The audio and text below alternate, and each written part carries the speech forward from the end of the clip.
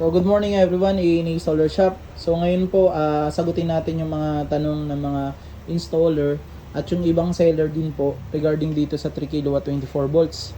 Kasi may mga seller at may mga installer na nagsasabi na dual MPPT daw po ito. So and then marami rin nagtatanong bakit tawag dito, sobra-sobra yung mga ini-install nilang panel dito sa 3 kW 24 volts. Ano nga ba yung dapat na panel na kaya nito at kayang voltage sa PV? So, yun po, sagutin natin. First, based po sa LB Topsan mismo. So, confirm po na iisa lang ang MPPT nito. Pero dual string, 2 string po. So, ibig sabihin, hinati lang niya sa labas, pero pagdating sa loob, ang papasukan nito is isang MPPT lang. So, wag po kayong ma-confuse dun. Dun sa mga nagsasabi na dual MPPT, wag na po kayong maniwala dun. Baka masiraan lang po kayo ng inverter. So, mas mabuti na po na confirm na mismo sa LB Topsan na single MPPT lang po ito.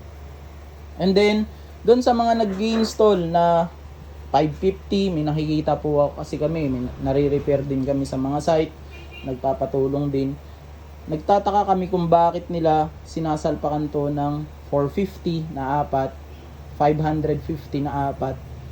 So, ang nagiging cost nun, nasisira yung built-in MPPT. Kasi sobra-sobra po yung kaya niyang i-handle na wattage sa PB. So, lahat ng sobra, bawal po. So, dun sa mga nagsasabi, hindi naman, kayang i-harvest yun, yung 100%. So, paano naman kung kaya niyang, may mga high efficient kasi na panel na kaya talaga niyang i-harvest yung yung nakalagay sa kanya. For example, 500 watts.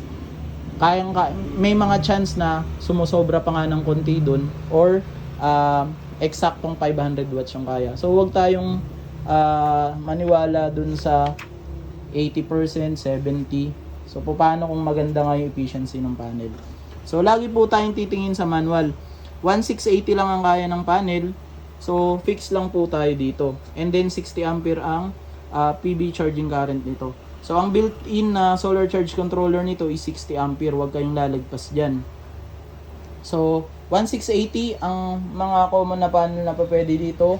So, kung mag-aapat na piraso kayo, 4 pieces na 400 watts na panel.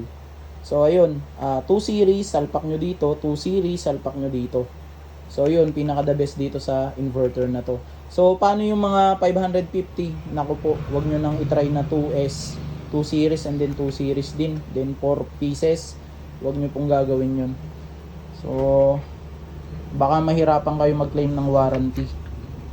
And then, pagdating sa maximum voltage, operating voltage. So, 150 volts. So, kung magti-3S kayo, example, meron kayong 500 watts na panel, iti-3 series nyo. So, ang total nun is 1.5 kilowatt. Tama naman po yun. Pasok naman.